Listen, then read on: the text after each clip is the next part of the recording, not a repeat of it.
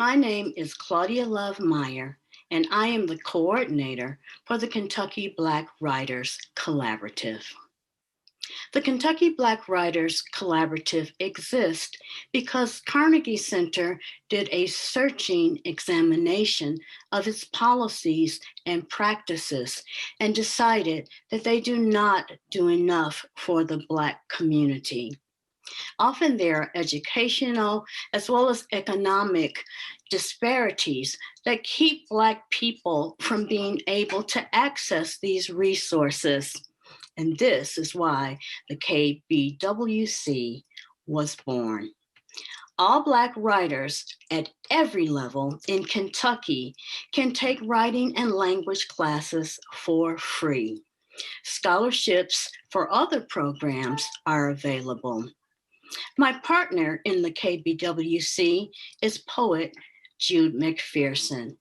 We have exciting things coming, and we thank you for joining us for Say Her Name.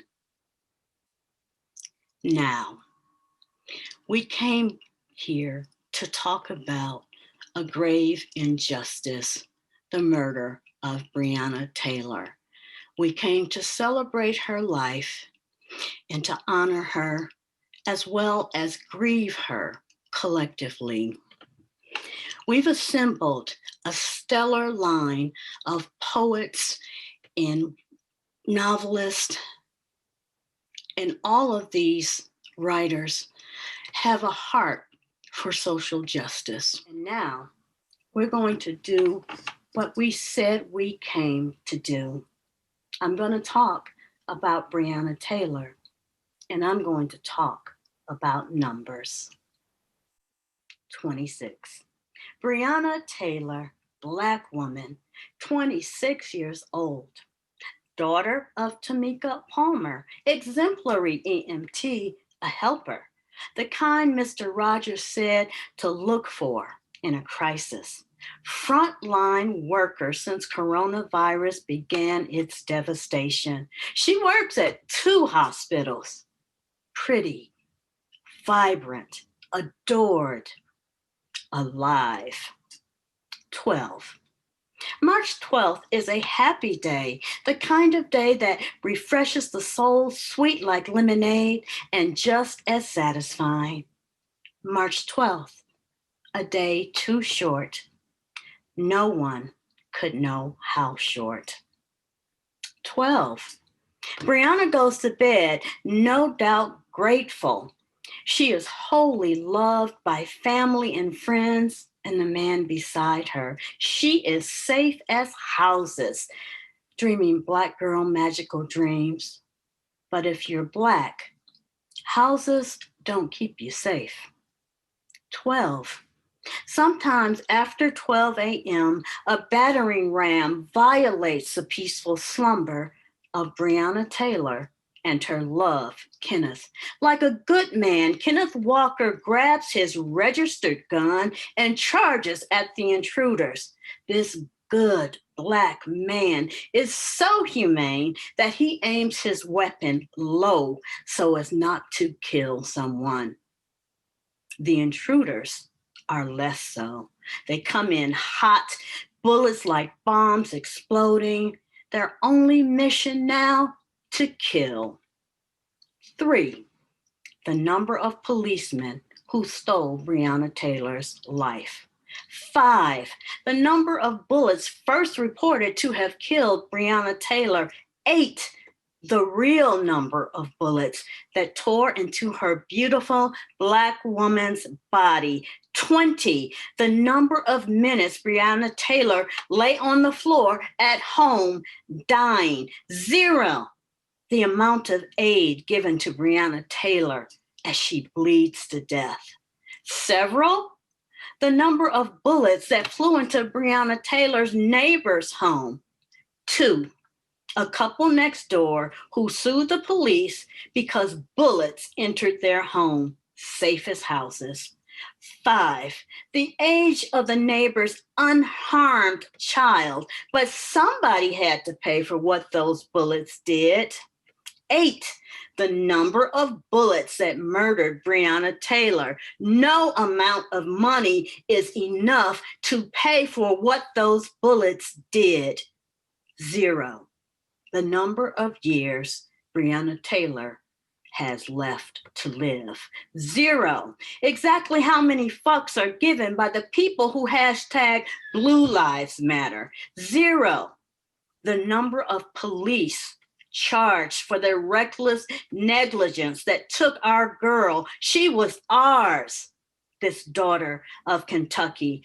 Countless the social justice warriors around the globe who protested this ruthless injustice. Countless the number of people who mourn her, even now. 13, this day in March, when we gather together to remember Breonna Taylor and how she died.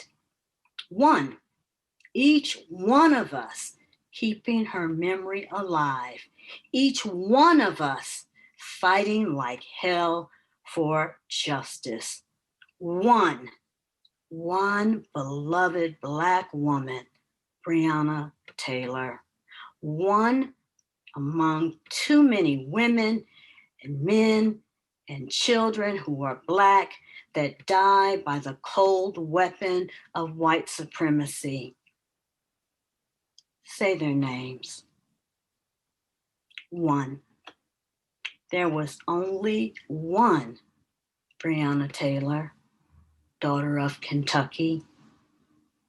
Breonna Taylor. Say her name. The next voice you hear will be my partner in the KBWC, the poet, Jude McPherson. It's great to be here this evening with you all. I have 3 pieces that I want to share with you. This first piece is for Philando Castile, called Just Us, or To Protect and Serve Who. I know a lynching when I see one. Being a scared cop means you can put 7 shots into a car with a Black baby in the back seat and walk away. Being brown and scared and compliant with instructions given by the police means nothing. They can still put 5 in your rib cage, walk away, and collect a check.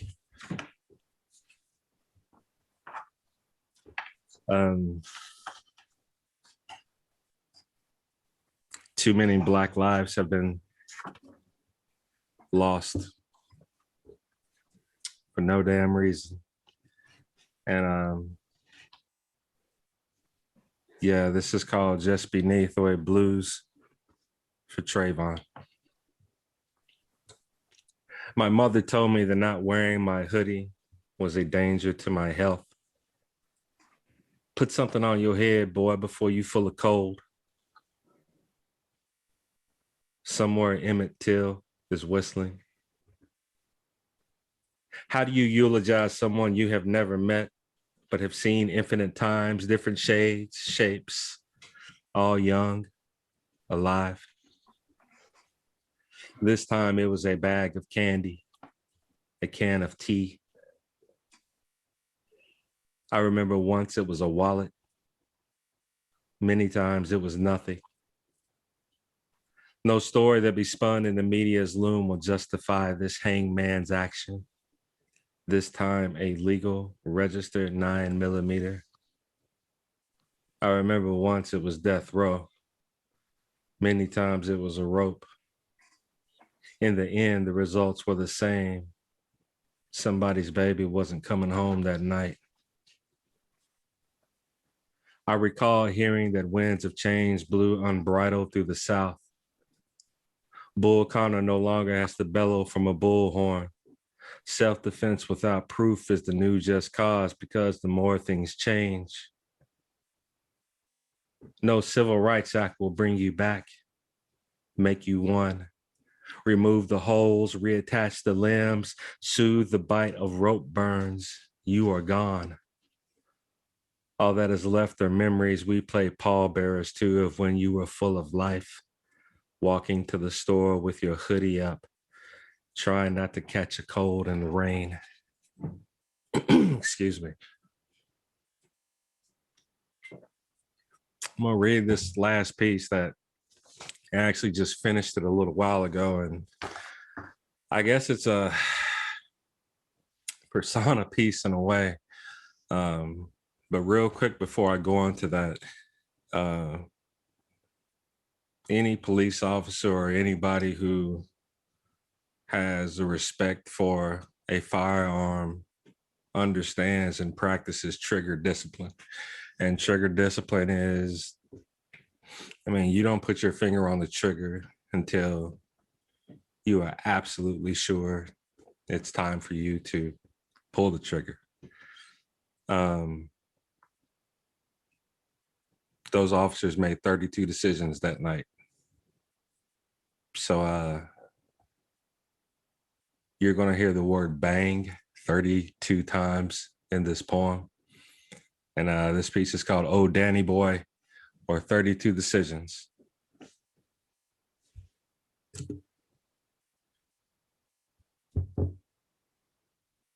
Bang.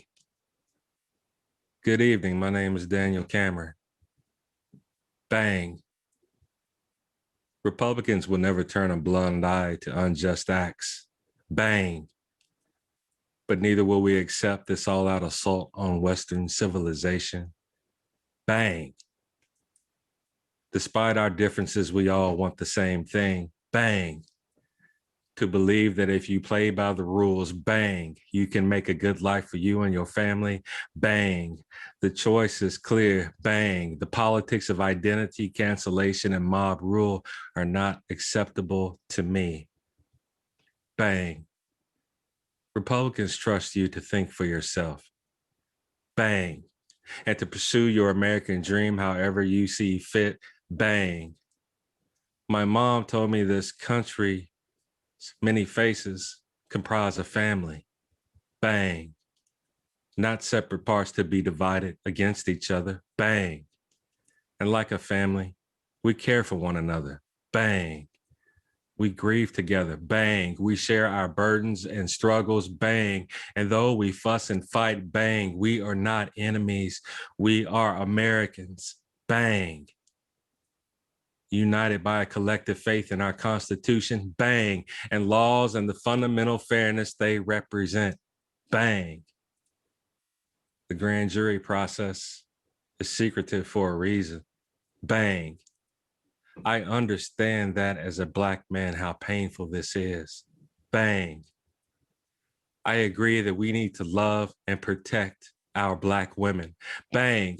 But the fact that someone would get on national television, bang, and make disparaging comments about me, bang, because I'm trying to do my job is disgusting. Bang. Thank you and God bless. Bang, bang, bang, bang, bang. Thank you.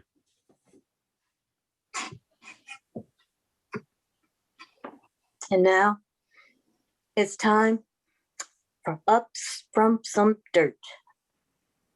Ron Davis, take us there. Thank you.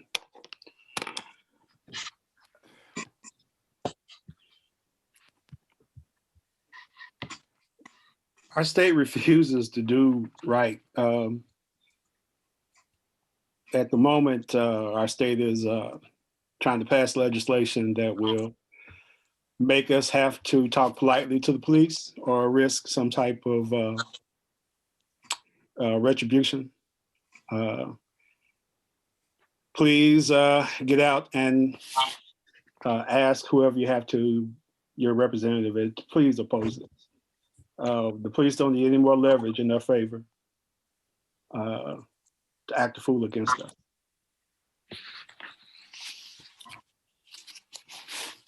I'm gonna read 2 poems. The first one is titled Unrest.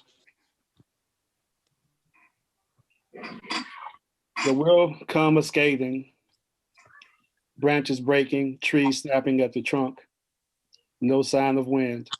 Let me explain. You came blue with ignorance leaning into my home, like night riders of yore, or police this past year, shouting, shave first, mask questions later. Your cartel is state sponsored, the metal shavings piling at your feet, shouting, freeze, don't move, to the sleep and the shut in. Can we not first rub the sleep from our eyes before facing your hasty fusillade? Shouting, always shouting. Your pledge of inquisition, a winter wonderland. Your rule of law, a requisition for terrorism. Well, we don't want it and refuse being your first love. And if we must sleep in your hearth, then we will bunk together. Now, don't act new. After volatile discourse comes a scathing. You know this. This burning broom with black bristles sweeping fire with fire. You came first to us with riot. Your vigilantism a holy volley. Your hymn book full of death knell. Our children scraping brain matter from the mattress. Is this what's left of mama? Your choir dressed in Kevlar.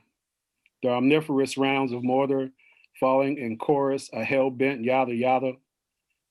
The spent shells as coins across our eyes, slid at crossroad into Eshu's courageous palm. Self-love was our shield, makeshift or evidence according to PR, that non-compliance was always the plan. But we too can shout.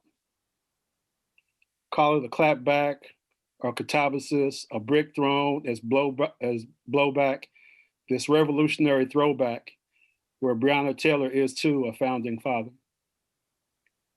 Your children will indeed sing our odes. It matters not if now you like it. We'll shout a hollowed joy, our teeth singed and yellow, the sulfur song and aftermath, order up, your praise for chafe returns as soup to you. You scorched this earth, so you will eat our ash.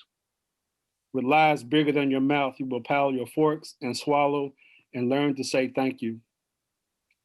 We don't have to shout. Whatever we say will be unsilent. Our mother's framed smile on the wall like a corrosive God above every headboard in your home in mordant prayer.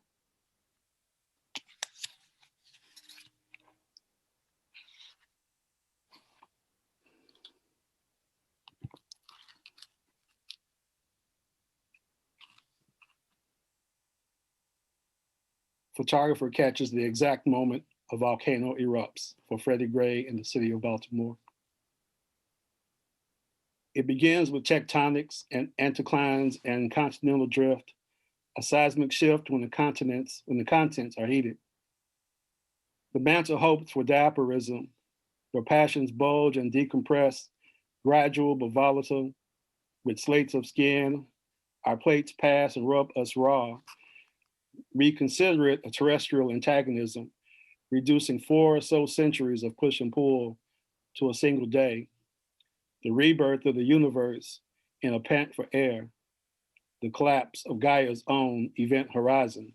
Some would call such a spew spiritual, an infernal faith channeled through space and time, a systemic science that funnels magma carta like a broken trail or a ruptured spine into bright bewildering. A temporal sweat, the core of us coming to a head until the opposition gives and all erupts, the flaring of the supernal. Yes, we are taught to condemn the molten, to call it names and misappropriate its character. But oh, how there is such a crepuscular beauty within the body of the igneous, the bowels of heaven divinely flaring, celestially creeping to our very doorsteps. Yes, the earth, it heaves, inhales, and sighs, and only wants to breathe. The lungs open, a fusillade of blood and life. But after all, what poet doesn't romanticize Vesuvius? And what if consecration has a black body? Would you still sacrifice your blue-eyed virgins, their blonde heads in the hands of black pluming gods? Would you salt the earth would you still pray for a bountiful harvest? Thank you. Well, I'm honored to be with you tonight. I'm going to read a poem, share a song, and end with another poem. In the spring of 2017, in the beginning of the catastrophic Trump administration, I was contacted by Julie Landsman, a teacher, an activist, and poet in Minneapolis, who had the idea of building a national project using my poem, Where I'm From, to gather poems and other works of art, which gave people of all ages and backgrounds and identities a chance to express their diversity, their identities, their multiracial, multicultural essences, to show the variety of who we are, the resilience and the splendid offerings we are, and not the divisions that we were being handed, not the people pitted against one another. And we got over 800 poems and other artworks from Black, Native, white, undocumented, Italian, Japanese, people who had been in internment camps, people who had incredible stories, people who didn't want their names used. We got them from school children. We got them in multiple languages. We collected them on our website. We had planned in January last year, we were partnering with the National Writing Project to do a reading and invite other people in the project to join us in DC during National Poetry Month. And we had a contact in John Yarmouth's office who was going to help us secure a hearing room in the House office building to hold this reading. And of course, then came the pandemic, and so it didn't happen. But one of the things we did in the run-up to the 2018 election was hold workshops for people to write Where I'm From poems, specifically to send them to their legislators. And we called it the Poem In. I did one at the Carnegie Center. And so this is my poem in Where I'm From. I'm from the cries of families sundered at our southern border, while Lady Liberty faces a filthy sea. I'm from all white, able-bodied, well-off, hetero men are created equal. And here, Puerto Rico, have some paper towels. I'm from our predator in chief, who brags about grabbing pussy and mocks a woman who was sexually abused. I'm from countries we bombed or clear-cut or destabilized to get what we wanted. I'm from the 7 deadly sins confused with the American dream. I'm from the whole pilgrim whitewash, our refusal to admit the land we stole, the Indians we slaughtered, the Africans we chained to build our wealth, their descendants gunned down in the street. I'm from children ripped from their parents' arms when the ship docked at the auction block in the field. I'm from their blood and bones feeding the ground I stand on.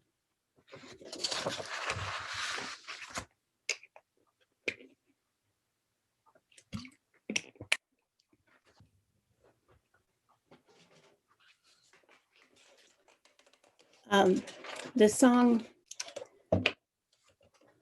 I'm going to sing is called Creed, and it's from a book called Voices from the March on Washington.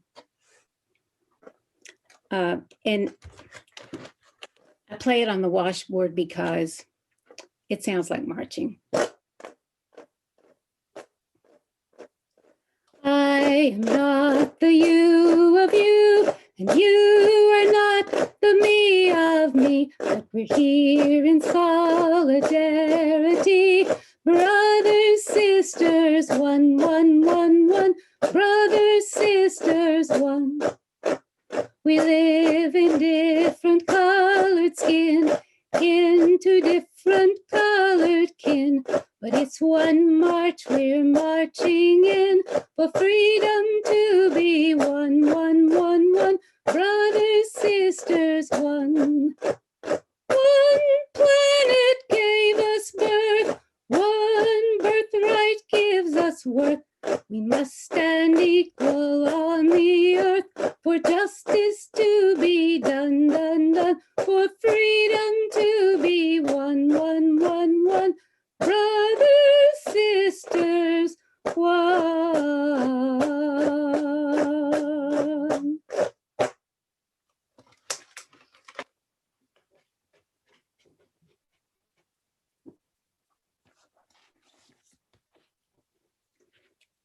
And the last poem is a prayer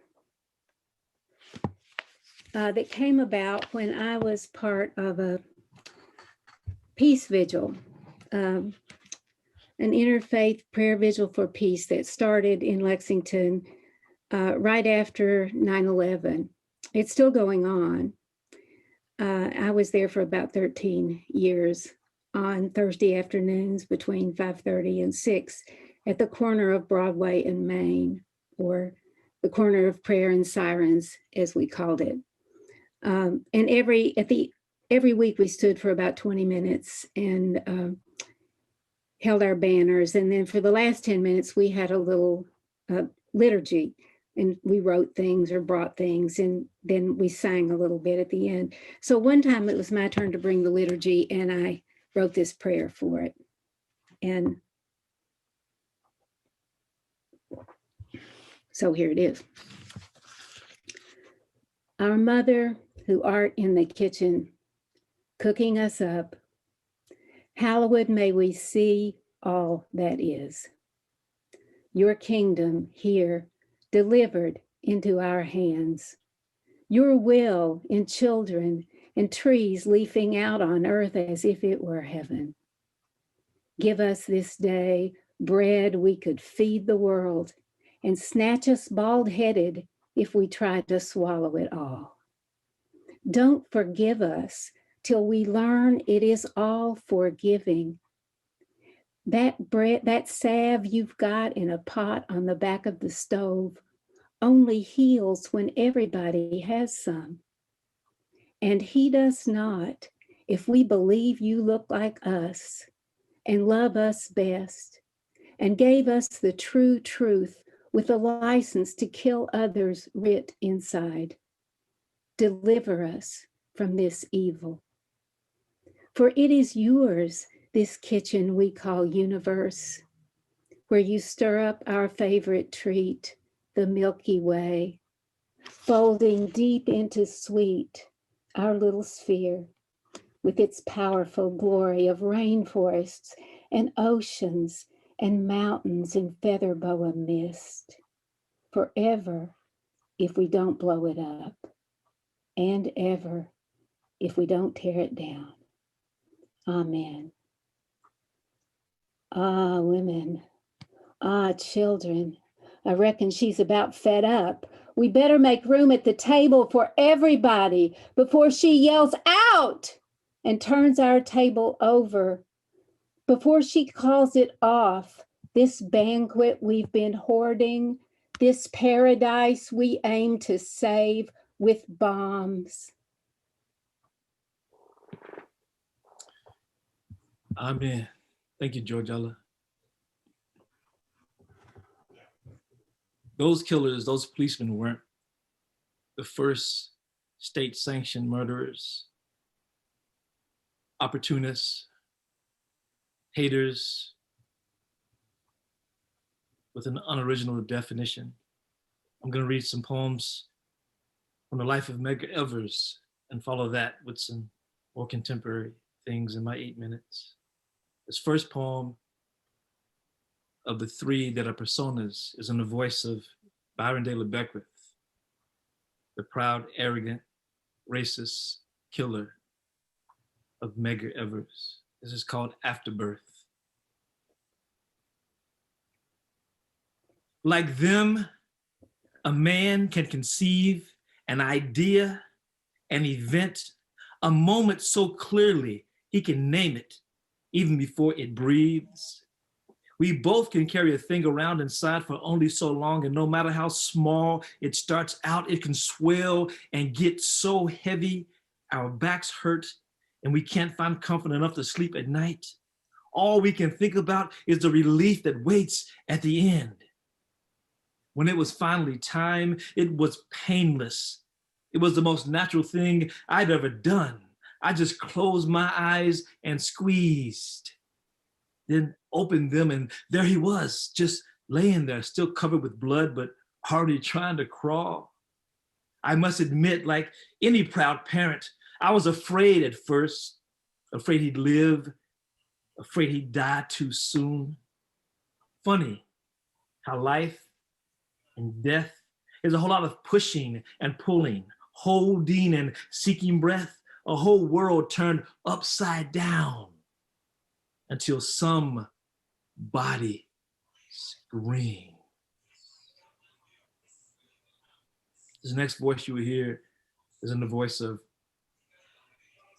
Mair Evers, speaking to the wives, the first and second wife of Byron de la Beckwith, Willie and Thelma de la Beckwith. This is called Sorority Meeting. My faith urges me to love you. My stomach begs me to not. All I know is that day made us sisters somehow. After long, nervous nights and trials on end, we are bound together in this unholy sorority of misery. I think about you every time I run my hands across the echoes in the hollows of my sheets. They seem loudest just before I wake. I open my eyes every morning, half expecting Medgar to be there.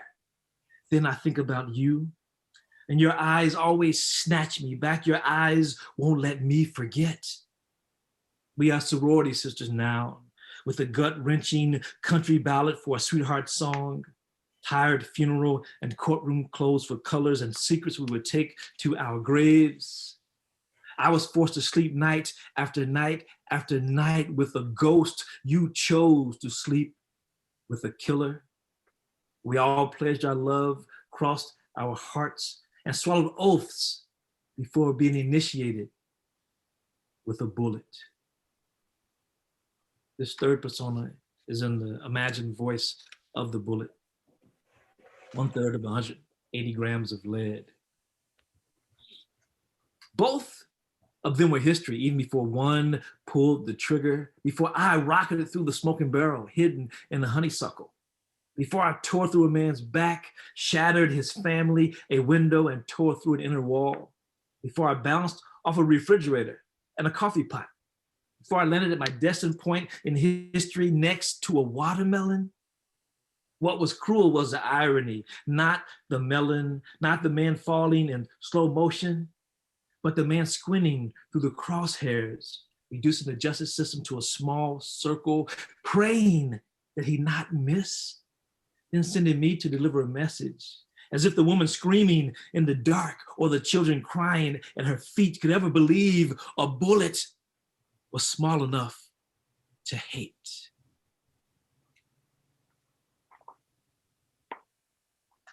Few four from Masked Man Black. To the white women who formed a line between Black protesters and police. Thanks, but you owed us that. Your daughters of the Confederacy put up all those monuments to white supremacy to intimidate us and dared to call it heritage, not hate. Almost every slave ship captain, Confederate officer, Grand Cyclops, Tulsa rioter, lynch mobber, red liner, gerrymanderer, biased judge, killer cop, and impeached president started out as your baby boy. Anything good about men is often credited to their mothers. Maybe their empire building, hunger for wealth and power, appetite for violence, and the need to keep their boot on somebody's neck is some misguided effort to gain your approval or your affection. Maybe you lost a battle for their souls to their fathers who used your neck to sharpen their canines and bicuspids. Maybe it put something bitter in the milk. If you could smell their colicky breaths again, would you hug them to death? 2 more. DJ battle. When the shooting starts, when the looting starts, the shooting starts. President DJ Trump. The oppressor's private property is always more important to the privileged. Their power is what police protect. Backed by a National Guard fronting a commander-in-chief known to incite and encourage violence against POC by the FOP and other good people versus thugs. If you don't understand this behavior or these people, you don't understand emotional or psychological trauma. You don't understand generational grief, and you really don't understand injustice or American history. No justice, no peace. No justice, no peace. No just ICE raids, no guilty cops, just us, dead, dying, and chalk marked over and over again like some whack DJ rewinding the bridge or dead refrain, scratching at our eyes with already viral, breathless black body porn, professionally made by the hands, feet, and now knees of thug police again. But instead of turning the tables, we drag out turntables and spin and spin and spin, searching old wax, seeking to sample something human, anything truly good to mix with this black in our lives until we matter. And I'll close with a poem called Oh Death. After a tear-stained winter with 3 family funerals, you stretched your neck and took a basketball icon and his daughter, a black man jogging, another, and then the gifted lyricist who brought us grandma's hands. You took a young queen in her sleep before the public lynching of a gentle giant. You have been more stubborn this year than the weeds we twist out of the ground and from between bricks, returning for more and more before we can even say their names. While our cucumbers shriveled on the vine, you took Jackie Robinson, Thurgood Marshall, and James Brown, King T'Challa all over again, all at the same time. When you came for their medium with a kind of blight he battled privately. It's not even flu season yet. Like our sunflower raised from seed, threatening to reach her namesake, your hunger seems to know no bounds. Studying the former tiny plants turn bushes, wild green things growing and stretching out in every conceivable direction. I watch every bright yellow bloom grow into an almost bursting fruit, full of summer showers and sunlight. Everyone we pluck from the vine is replaced with another and another and another. Watching the large, now yellow leaves fall away from the heads of cabbages, knitting themselves into almost spinning globes, into 2 rows of blue-green planets. I ask the air around me, what is the lesson here? What nugget of wisdom am I missing? Granted, all of this started as a box of dirt.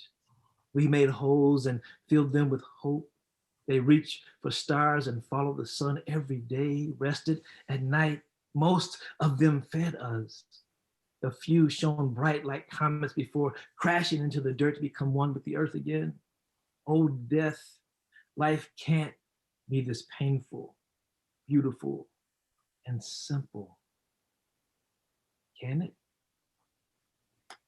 Thank you. Good evening. My name is Savannah Sipple, and I just want to real quick thank Claudia and the Kentucky Black Writers Collaborative for invited me to take part in tonight's remembrance of Breonna Taylor, celebration of her. This piece I'm going to read, I'm not sure if it's a poem or an essay or a meditation. It's called An Open Letter to My White People. Say her name. When you wake up in the morning, having slept well, in the knowledge that your skin color allows you to dream, stretch, slide your feet over the side of the mattress, slip your house shoes on slowly because you are white and last night no one burst through your door. Breonna Taylor. Say her name. As you make your way to the bathroom, your kids' rooms, to the kitchen to make your coffee, breathe easy. Your front door is closed. You've made it through another night. Tatiana Jefferson. Say her name. Pack your lunch. Find the keys you left on the coffee table. Know that if you fail to signal a lane change, there is no pretext. You probably won't even get pulled over. Sandra Bland. Say her name. If you make a wrong turn, no one will open fire into your car. Maya Hall. Say her name. If you get pulled over and have a cell phone in your hand, you won't get shot. LaTanya Haggerty. Say their names. Taisha Miller, Sharice Francis, Tarika Wilson, Charmel Edwards, Margaret Laverne Mitchell, Catherine Johnston, Morgan London Rankins, Keisha Michael, Pearlie Golden. My people, we go to work without accusations of being the affirmative action hire, without worrying about who will touch our hair today, without wondering if one of our supervisors will actually remember our name or keep referring to us by our job title, like the librarian. When we are promoted, colleagues don't claim our bosses want to keep us because of diversity. We don't feel erased by good-meaning folks who tell us they don't see color. We built this system and we must dismantle it. We must be willing to recognize that if no other factor, not money or education or hometown or religion, if nothing differentiates us from the Black person next to us, we still have an advantage. And it is our job to use that to create equity. We have to become aware of the pain we inflict, even when we don't mean to, even when we don't realize it. We have to change our behavior. We must demand better of ourselves, our peers, our leaders. We must hold each other accountable. We must hold the police accountable. Black, Indigenous, and people of color cannot do the work for us. They've been doing the work for hundreds of years and they are tired. They deserve a system that helps them thrive, that celebrates who they are, where they are from, and everything they have lost. Once you know better, you do better. And if we're honest, we all know better. I'm a white woman married to a Black woman, and Breonna Taylor's murder taught me not even our home is safe. I cannot protect my wife. My wife lives each day unprotected. And so I have to do better for my wife, for our nieces and nephews, both Black and white, for the child we hope to adopt and raise one day. Change does not happen overnight, but we must begin somewhere. We must begin because Black lives matter. So say her name, Tanisha Anderson. White people, if we're disoriented after a long, bad day, no one will slam us to the ground, their knee in our back until we can't breathe. Take a deep breath. breathe in. Say her name. Megan Hockaday. Breathe out. Michelle Cusseau. Breathe in. Natasha McKenna. Breathe out. Charlena Lyles. In. Gabriela Navarez. Out. Shaniqua Proctor. You feel it? You can breathe. Kayla Moore. Melissa Williams. Alicia Thomas. We can drive while work while what, care for our kids, watch TV with our love, lay in the bed, defend our home, all while what? We can have a mental health crisis, get arrested, commit a crime while what? And statistics tell me we will survive. We can breathe. Say her name. Chantel Davis, Shelley Frey, Corin Gaines. Say her name. Breonna Taylor. Say her name tonight in her memory. Say it tomorrow when you donate your time, your energy, your money to tearing down the system. Breonna Taylor. Say her name because the indictment sure as hell didn't. Breonna. Let her name become a meditation, one that fuels the fight against racism tonight, tomorrow, and every day after. And then, for the love of all things holy, do more. Thank you. I'm Silas House, and I want to begin by saying how deeply honored I am to be a part of this night with so many dear friends. I want to thank Claudia Mair for bringing us together tonight. For more than 400 years in this country, white straight men have always had more opportunity to have their say than anyone else. They have always taken up far more time and space than others. And while I'm not straight, I am a white man, and I acknowledge that privilege. So I don't want to take up much time and space tonight. The main reason I'm here is to make a plea to others who share my privilege. The older I get, the more I realize how much better the world often is if I sat back and listen. I continue to learn so much from others by listening to them, by putting down my pride and a lifetime of privilege to consider what they're saying. I'm going to close with a short prose poem that I've written for the occasion. But before I read that poem, I want to hold up the name of Breonna Taylor, and I want to say that Black Lives Matter. This is Rivers. Not far from the water, your daughter was sleeping. Oh, Kentucky, you hurt me and you heal me. You cut me and you stitch me. Your mountain tongues, your bluegrass tongues, your western tongues, your Louisville tongues, Louisville, Louisville, Louisville, Louisville. On the banks of the Ohio, the Cumberland and the Laurel, Red River, Green River, Big Sandy, Russell Fork, Leviza Fork, and then the twisting Kentucky River. Oh, my Kentucky, you hurt me and you heal me, you cut me and you cut me, but always I return so you can heal me. Not far from the water, your daughter was sleeping. When you won't listen, you won't listen. When you holler and scream, when your silence means everything.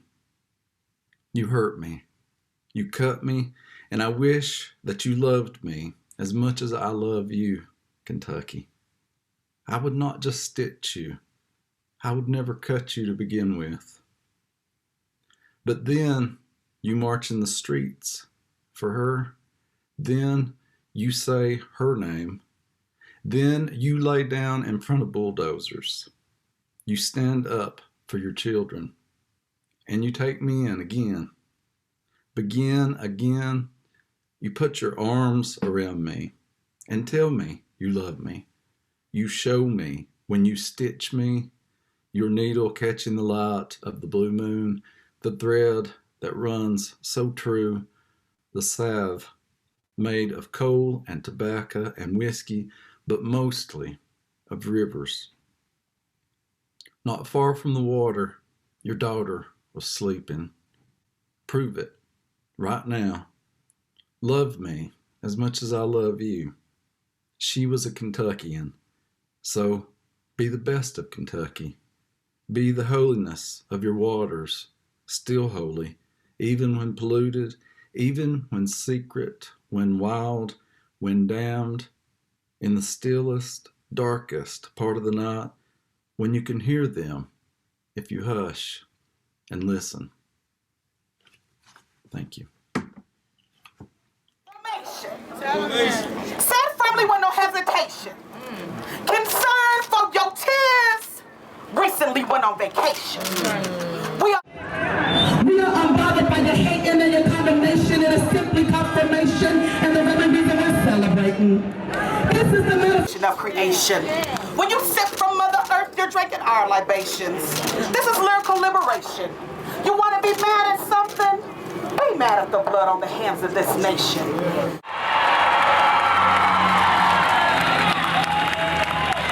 This is the reincarnation of a spirit that has no expiration. This is all Negro spiritual salvation. That down South church fair with a congregation. This is these blacks that stand in our rock nation. But since you seem to need some clarification, this is for 40 acres and a mule reparations. For picking cotton in fields with no compensation. For not telling slaves about emancipation. For Rosa being told to get in the back of your transportation. For Sarah Bartman's humiliation at the hands of your exploitation. This is for co-opting a cultural weak invitations. For Martin and Medgar's assassinations. For countless years of segregation. For when you told our sisters and brothers to assume the formation. For keeping them locked in a system trained to probation. For a racist system masquerading as fair administration. This is for Sandra Bland dead on the floor of a police. Dead on the floor of a police station. For smallpox infestation. This is for Tuskegee experimentation. For telling us why all lives matter with no qualifications. This is for brutally raping a nation. For Eric Garner and George Floyd's suffocation. This is for Breonna Taylor's assassination. This is for a black male shot dead at Fruitville Station. And this voice is the reincarnation of everyone you murdered with no justification.